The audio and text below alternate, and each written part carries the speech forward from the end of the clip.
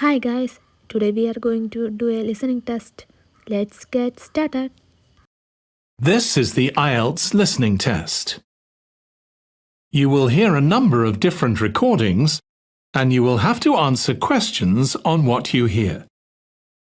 There will be time for you to read the instructions and questions and you will have a chance to check your work. All the recordings will be played once only. The test is in 4 parts. At the end of the test, you will be given 10 minutes to transfer your answers to the answer sheet. Now turn to Part 1. Part 1. You'll hear an interview conversation between a banker and a customer. First, you have some time to look at questions 1 to 7.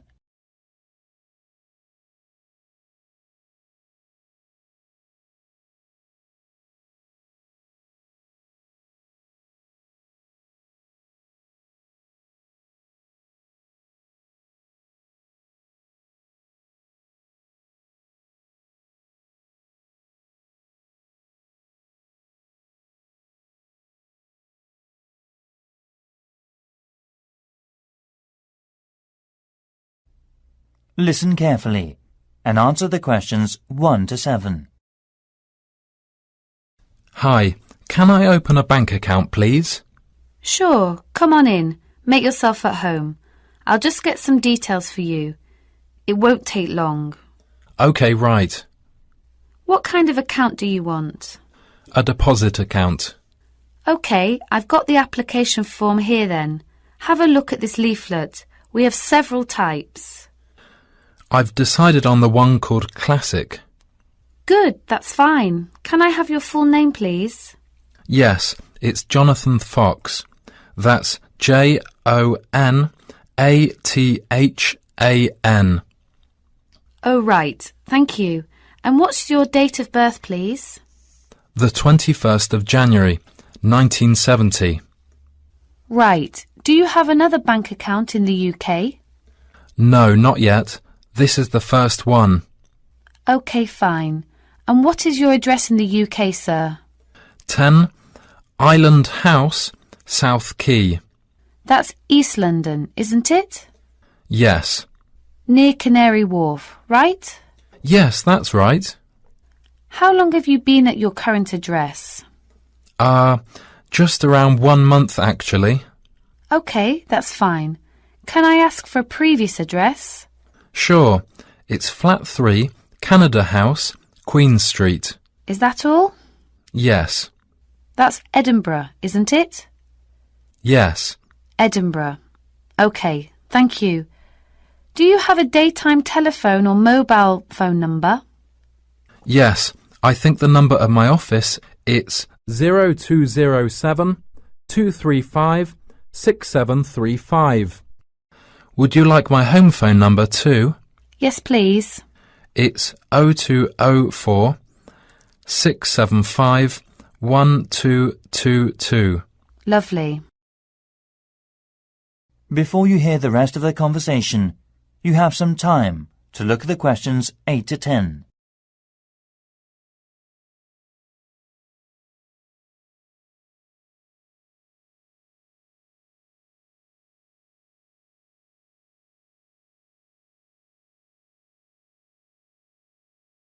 Now listen and answer questions 8 to 10. Right. What do you do for a living in the UK, sir? I am working at an English language school in central London as a tutor. It's my main job. OK. Now we usually ask for a piece of information for checking your identity, for security reasons, if you phone us. Sure. What name is your mother's first name? Because it's less likely to be known. OK, it's Monica. Thank you. Yes, Monica. It's Russian. OK, good. And how much would you like to open your account with? I've only brought £1,000. OK, fine. How often would you like to receive bank statements? I won't be needing bank statements. What about an online banking service? OK, just a moment please. Can I check in the box on the screen? Sure. I was also wondering about a mortgage service. Sure. Can you just wait a moment? I'll introduce you to a mortgage marketing manager. Thank you.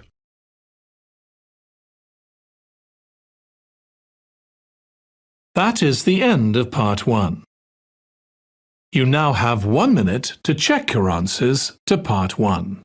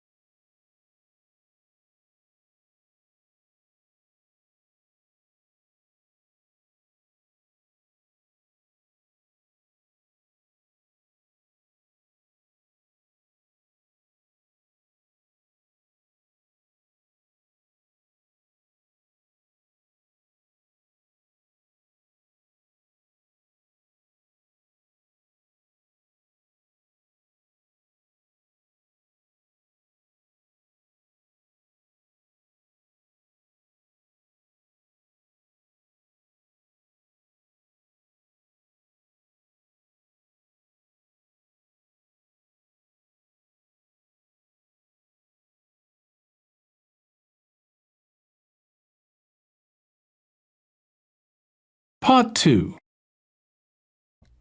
You'll hear a tourism program, The Elizabeth House. First, you have some time to look at questions 11 to 14.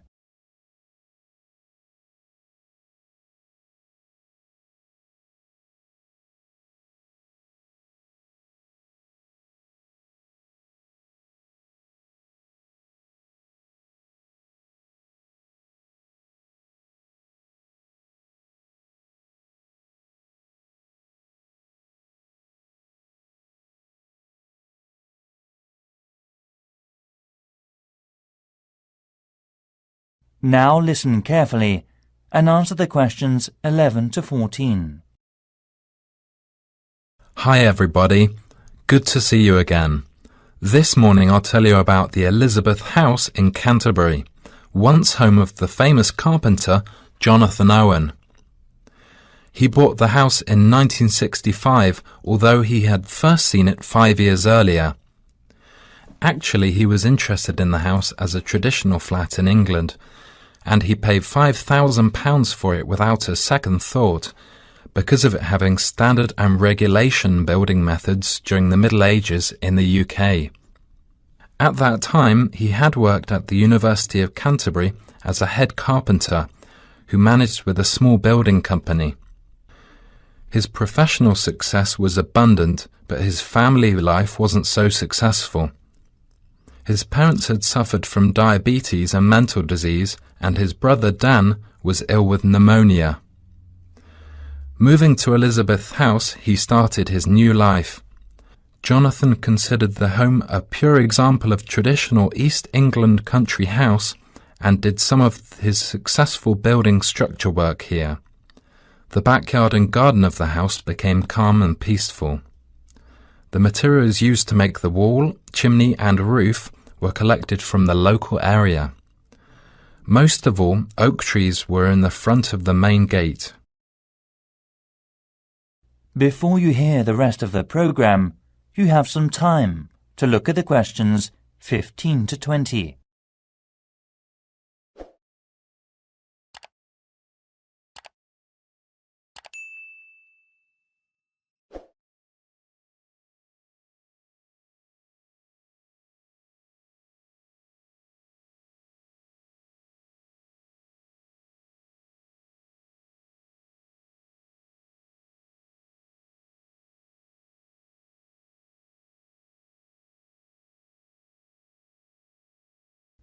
Now listen and answer questions 15 to 20.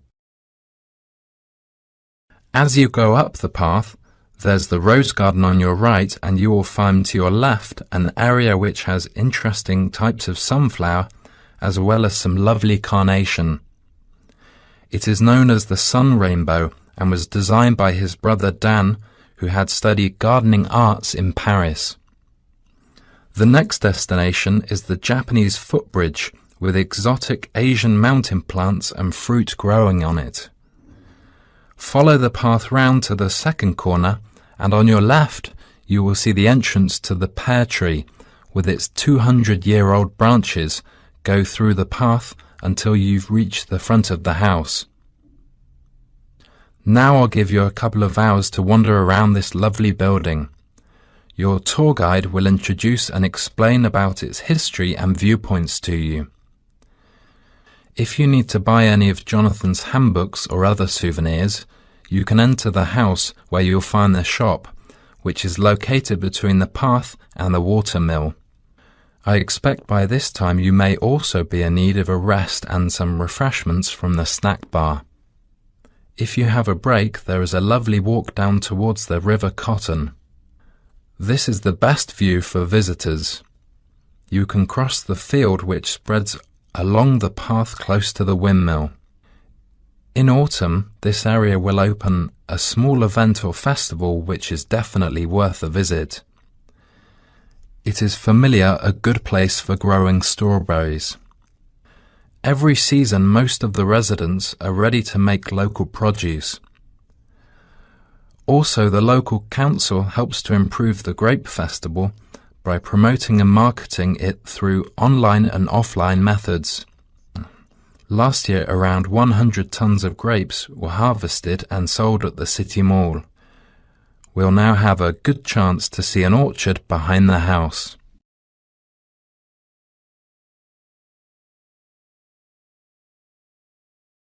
That is the end of part 2. You now have 30 seconds to check your answers to part 2.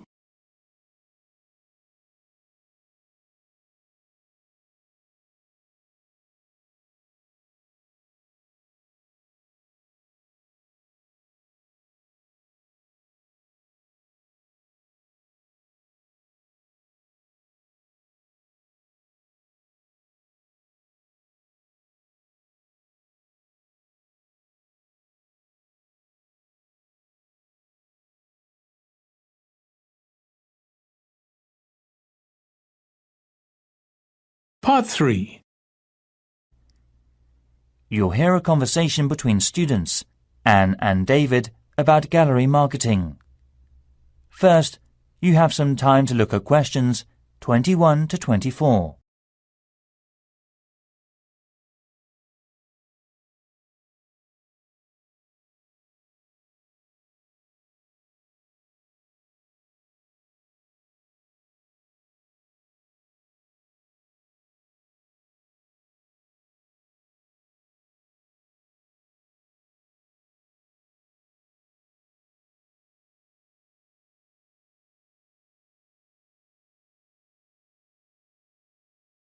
Now listen carefully and answer the questions 21 to 24.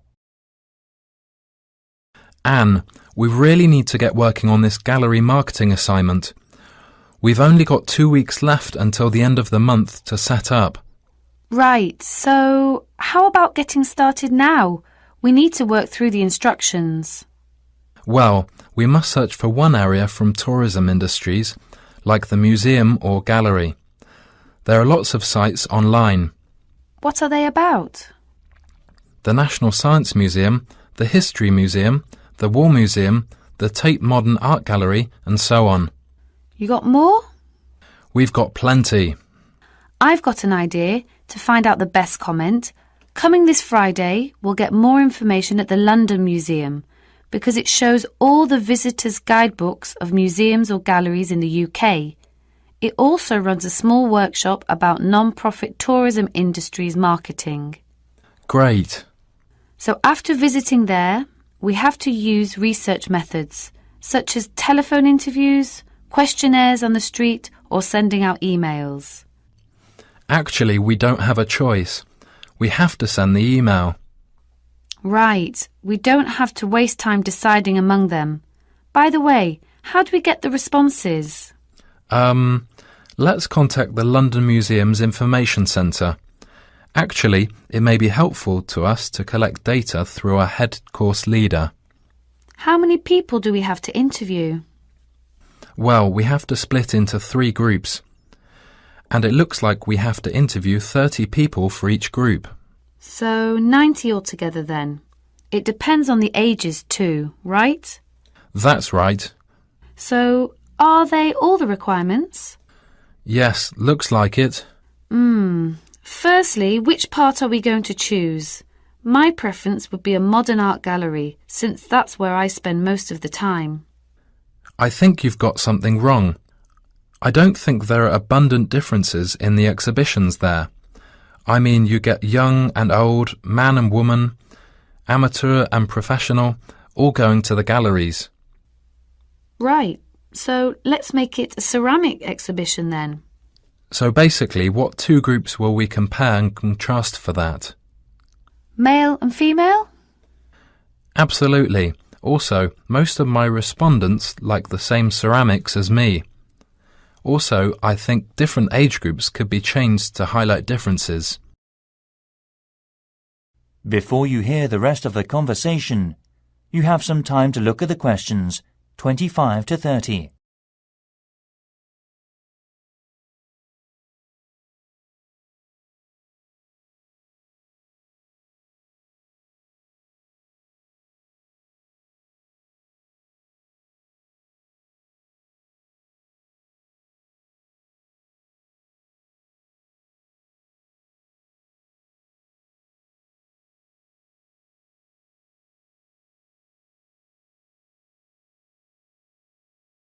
Now listen and answer questions 25 to 30.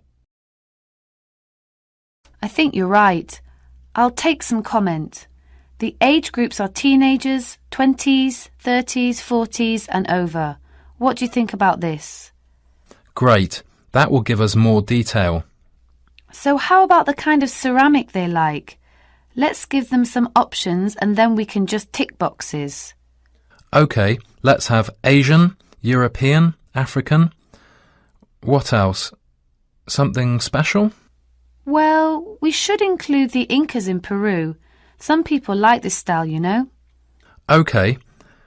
And then we should know about their understanding of ceramics. They can learn about that thanks to a gallery curator who can inform them about the patterns and markings through picture and local clay. I'm curious about how they were made. I mean a process with painting and things embedded on the surface. At that time, the equipment and materials were not good, compared with the present day. I agree. We should also include an earthen vessel, of course. Right. The next step could be about where they were actually from. They were made from local clay, weren't they? Things such as mountain, lake, basement and so forth. I think so. One more thing is the colour on the bottle. How did the ancients get the tone? On the internet, it said they got it through dried plants. They were working again to make a tone, drying and sorting. OK, I see. To get more hard tone, they included other strong herbs or something. At that time, the colours were used by the rich with property. Great. You've got plenty of data, David. No, it's just beginning. We have to look for something special with more details and history for the presentation next week. That is the end of part 3. You now have 30 seconds to check your answers to part 3.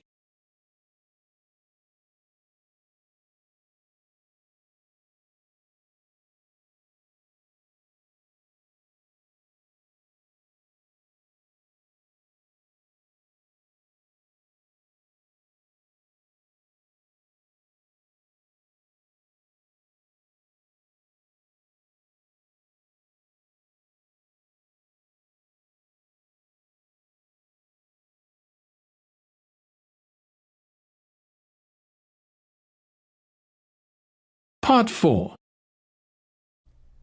You'll hear part of a lecture given by a waste recycle management's professor. First, you have some time to look at questions 31 to 40.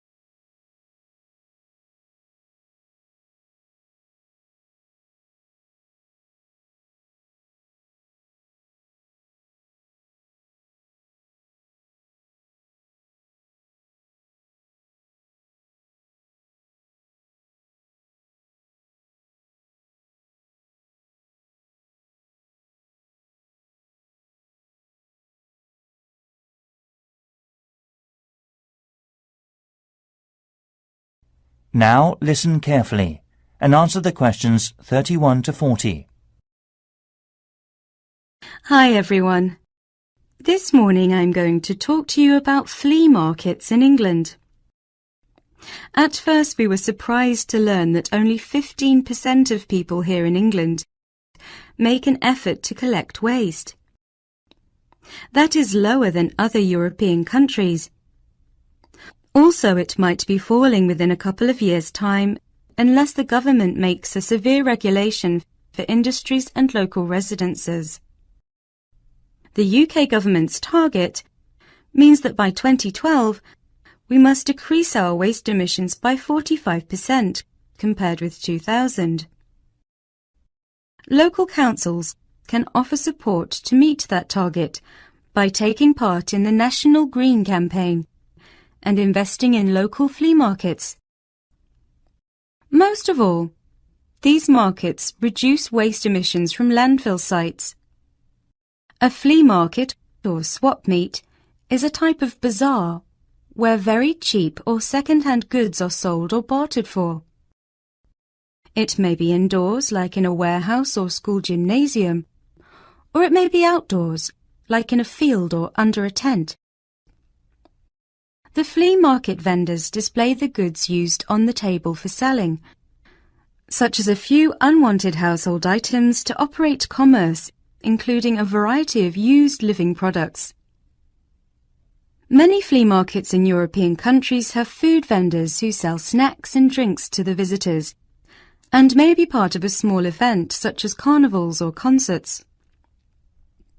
As part of our research, our team carried out a questionnaire with people in the local area. The results said we need to open more second-hand shops. However, one problem is that there is a lack of information and marketing. To solve the problems, local councils should invest and support in flea markets by doing things like creating parking space, organising security, public promotions using the internet and other resources. We were also surprised to discover how waste such as furniture, computers, kitchen tools, and other such things are reused. And wooden furniture or electronic products are easy to recycle because they can be reused over and over again without becoming weaker. Around 3 million electronic goods are thrown away per year. Also, around 500,000 pieces of furniture are also disposed of. Only 1/5 is collected and fortunately recycled through many local flea markets. In 2009, there were around 3,000 flea markets in England. The number is increasing steadily so far. Surprisingly, by collecting under 15% of old books, lots of paper is imported, so more paper can be recycled in the UK. Europe recycles 50% of its paper, and Germany recycles 80% of its paper. When recycling launched, there were quality problems, so it was so hard to reuse paper in office sheets. However, these problems have now been solved, and Union of the Flea Markets based in East London produces high-quality recycled paper. Another union, Loving Paper, currently sells the paper that has been through a sorting process to farmers or gardeners as fertilizer. So, to sum up, there seems to be a number of activities that enable people to reuse waste, but the substantial problem is encouraging people to think twice about taking their waste to a flea market instead of throwing it away. I think the recycling program will make us save materials and protect the environment in future. And next, I'll show the plan for promoting it. That is the end of part 4. You now have 1 minute to check your answers to part 4.